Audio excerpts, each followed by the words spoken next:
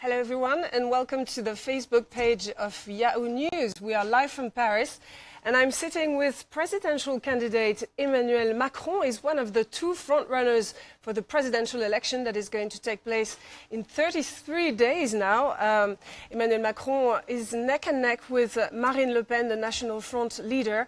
They both are credited with a quarter of voting intentions. So please feel free to ask questions, throw them at us, and Emmanuel Macron will answer them for the next 20 minutes or so. Thank you for being with us, Emmanuel Macron. Happy to be here. I'll fire first while we're waiting for question. First of all, our American audience might not know you very well. If you can answer simply these two questions. Who are you and why do you want to be President of France? Well, your second question is absolutely terrible. I'm 39. I was first civil servant during 4 to 5 years in Ministry of Economy. I joined an investment bank during 4 years. And in 2012, I decided to become advisor of President Hollande.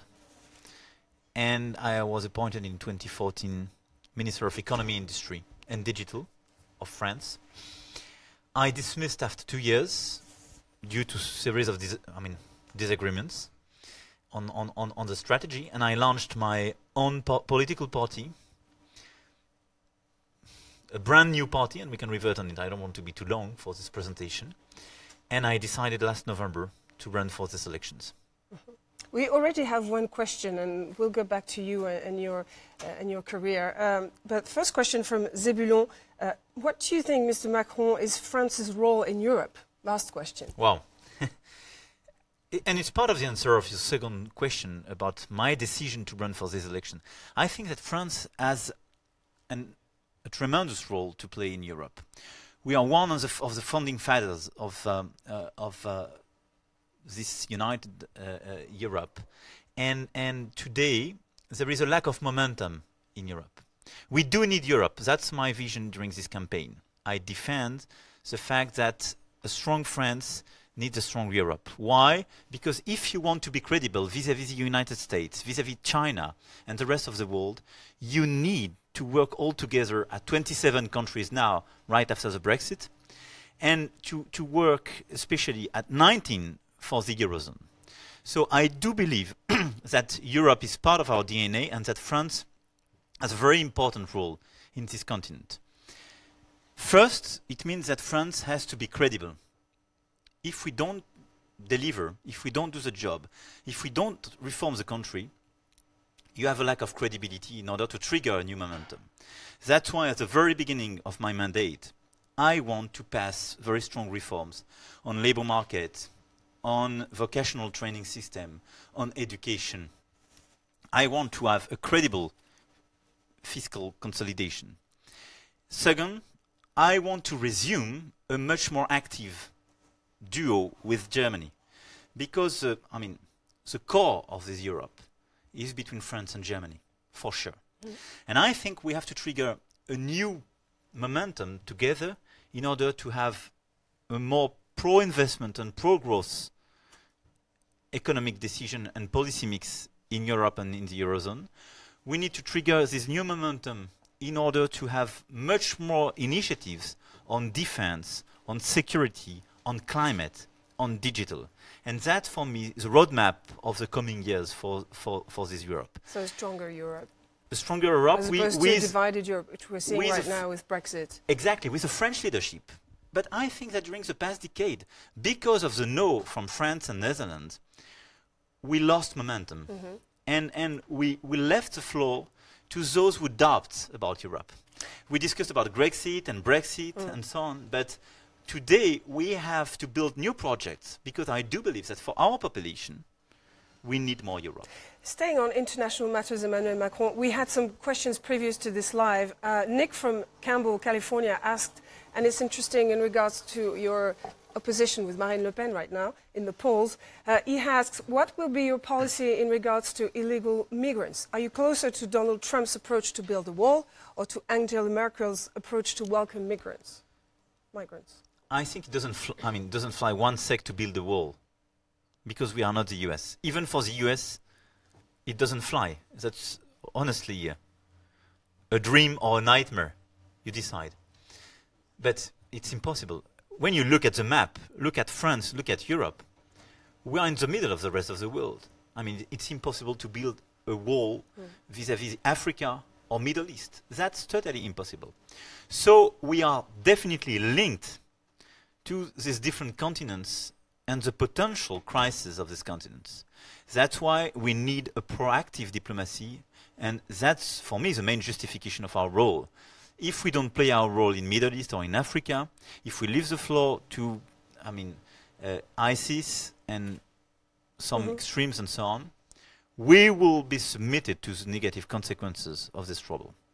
Second, I endorse my statements about Angela Merkel's decision, because I think when you speak about not just migrants, but refugees, you speak about people leaving their countries because of a political regime and because they are killed for political reasons. Refugees are part of our DNA. We are a continent of refugees. If you are not able to say, for refugees, I will host them and I will integrate them, I mean, you are not in line. You are not consistent with your own values. So she was right on this point. Now, I'm not in favor of opening up all the frontiers and all the borders and being flexible and allowing everybody to do, I mean, what they want. No. I think we need a much stronger European approach on migration, a much stronger European approach vis-à-vis countries in crisis and refugees. Why? With a coordinated asylum organization, which doesn't exist today. I.e., for instance, for refugees coming from Syria, what I want to do is to build this common asylum organization to negotiate in Turkey, in Lebanon, in Jordan, the rules in order to admit refugees before leaving them basically to go through Balkans or Libya, taking so many risks without any view about the potential consequences. So we need more integration. We need to protect our frontiers and Schengen's frontiers, which means new investments, which need more people at these frontiers. So for me, that's a stronger Europe and a Europe which protects our people. There's actually a lot of questions about Europe, and a lot of congratulations on your English. Someone said, at last a French candidate who can speak English and answer a whole interview. Magnus Schuh is asking, how do you plan to work with nationalist governments as seen in Poland or Hungary? Do you think we need to enforce our European culture, values and DNA of openness, which you answered?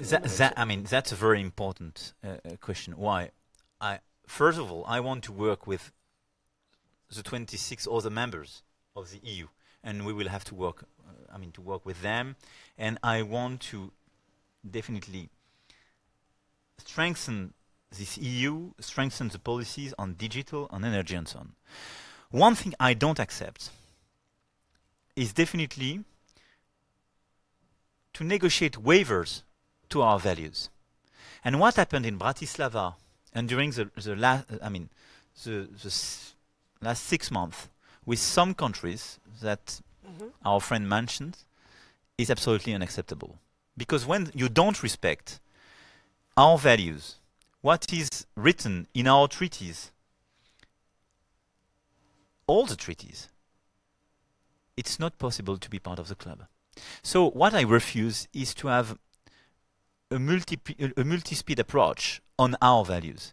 If you are part of the EU to benefit from your different policies, if you are part of the EU to have access to the single market, you have to respect our values. Which means you cannot be one or two in the club to refuse refugees and say, okay, if I have migrants, I put them in jail because that's my conception. No, this conception is not consistent with what the EU is. And EU is not Russia or other countries. Moving on from Europe to the USA, were you elected, would you be ready to work with the Trump administration? Look, I'm ready to work with people elected by their people. And Donald Trump is elected, is president in charge. And I am a strong believer and a strong supporter of the transatlantic relationship. Why? First, it's part of our history. Second, it's part of our security. And third, I hope it's part of our future. If I want to protect my continent, if I want to protect and to work against ISIS and terrorists in Africa, in Middle East and so on, I do have to work with the US. If I want to be credible vis-à-vis authoritative regimes and so on, I have to work with the US. So what I want to propose to President Trump is precisely to follow up on the line of this historical relationship and work together. Someone says Emmanuel Macron, it's Annie de la Motte, obviously a French person. She says you're notre Justin Trudeau. Do you feel any acquaintance with the Canadian Prime Minister? So first, thanks very much, because he was elected. So at the end of the day, you know, when you are campaigning, you are obsessed. Second, I think if it's about modernity and taking risks and being disruptive, I do endorse such a statement. France is different from Canada, so we have some discrepancies, but I think that we are probably, I hope at the end of the day, part of this deep change of our mentalities in our countries. Interesting question from Didier Gourguechon. France is ranking at the 23rd place of corruption in the world. What are you going to do in order to let the nation of the human rights come back to a more honorable place? First, I have a big project in order to precisely correct some unacceptable behaviors in the political field. So what we want to do is to put more transparency on the political field and on politicians and MPs, civil servants and so on. Second, I think on private sector, we just passed a law in France, which was very useful in terms of transparency and anti-corruption processes, called Sapin 2. And third, I want to strengthen the European initiative. I think during the past few years, we did a lot of measures, especially post WikiLeaks and so on. We passed a lot of very important measures at the European level in order to have much more transparent behaviors, to reform the banking system, to exchange information between member states of the EU, to exchange information at the G20 level. So what I want to do is to accelerate this roadmap in order to improve the situation in France. So you have, for me, a domestic, a European and G20 approach. Question from Tyler Flynn. Can you speak to us why you view it as important to have a 2% spending on defense with regards to NATO and your vision of France, again, France's role in the world? The 2% by 2025 is important. It's not right now. It's by 2025. Why? Because it's part of our independence and our strategy, and especially due to the nuclear weapon. We have to modernize, and it's part of the constrained investment we have in this trend. So a large part of this commitment is due to this nuclear weapon and our place in global world and our place at the UN Security Council. Second, we are de facto involved in a lot of coalitions in Middle East, in Africa, working against, fighting against ISIS and working with a lot of other countries. So we have these commitments, we have these involvements. So we have to equip our people, we have to preserve a certain level of commitment. So it's part of this cost. So that's a necessity even with NATO to have such a commitments if we want to play our role and if we want to protect our people. Speaking about NATO, we joined the club. We totally joined the club now 10 years ago, or 9 years ago. I want to confirm this position, and I don't want to revert on such a decision because I think that's a good decision for us. It's consistent with our interests and my view of global risks. That's a strong difference with your opponent, Marine Le Pen, who wants to leave NATO. She wants to leave a lot of things, you know. It's part of her DNA.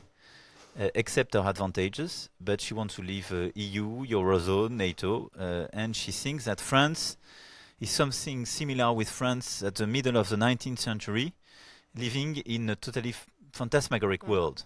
I'm sorry, but it's not the case. We have China, we have Russia. We have now these new risks, and France, on a standalone basis, is not in a situation at all to preserve its interests. But I want a strong France to wait on decisions on NATO commandment and so on. Having said that, I listened to Mr. Trump's statement on NATO, and there are some ambiguities regarding his position and what is waited for a lot of other countries. And what I want to strengthen is a European defense in such a context. That's why, beyond our commitments at the national level, I want to develop cooperations with Germany, but as well with the UK, even post-Brexit, because that's a bilateral relationship, in order to deepen our initiatives and our work together on the defense side. Yeah, very challenging questions here. Nasir Isse is asking, if you win, Mr. Macron, what will you do with job crisis, Islamophobia and easing French citizenship? Okay, so job crisis, what I want to do is first to put more flexibility in our system. The main weakness of the French labor market is a lack of flexibility. We need to negotiate more at the corporate level and the branch level, and to have a more flexible law.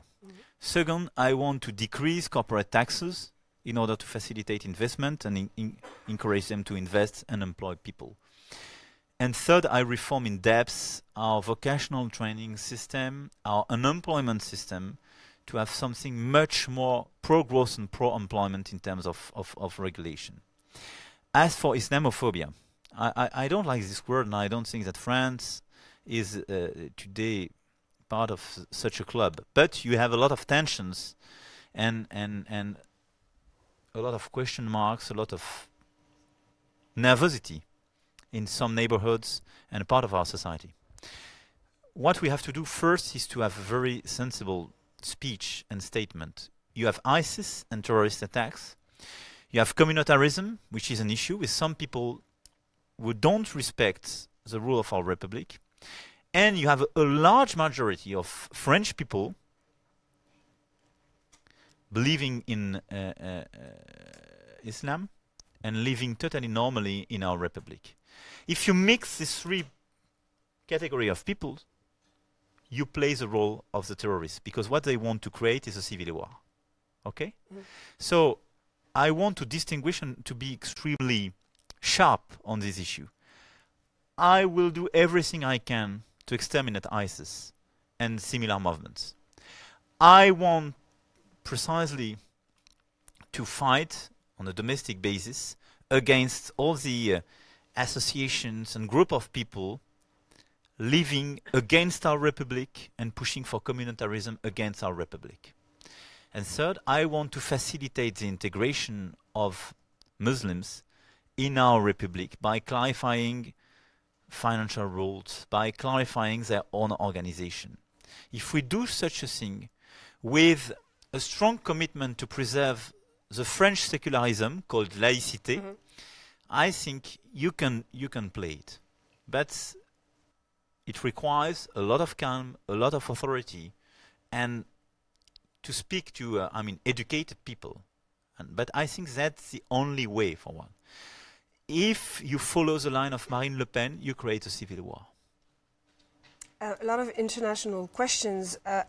Ted Wint is asking, would you continue the current role of the French in the brokering a peace between Ukraine and Russia in regards with Crimea? The crisis between Ukraine and Russia is not just about Crimea. I think Crimea is a tiny piece of it. If you take the Ukrainian crisis, that's a Minsk process. So what I want to do is to have a very pragmatic approach at the European level in order to, I hope, a decrease of such a crisis. And I will do everything I can to decrease such a crisis, because I think that the win-win game is to exit the sanction regime. But I want to follow very precisely the Minsk process. And I want to assess what Ukraine and Russia do in line with this process and how compliant they are in line with this process. I don't want to be under the pressure of the US on an increase of sanctions, but I want to follow very sharply and very precisely such a process. I'd like to get back to your personality. The New York Times once called you the face of new socialism when you were Minister of Economy under François Hollande. And the Washington Post says you're, I quote, a slightly left-tilting centrist. Which fits best? I think it's largely different from that. I'm trying to gather progressive people, I would say. People coming from center-left to center-right, to liberal rightists. That's the large family I'm trying to gather in order precisely to fight against very conservative rights and extreme rights. All right, thank you so much, Mr. Macron. We have to finish here. Our time is up. Okay, thank you very much. Thank you all of us for following us, and you can see this interview in replay. Thank you for asking all these questions. Thanks everybody. Thanks to you. Merci à vous.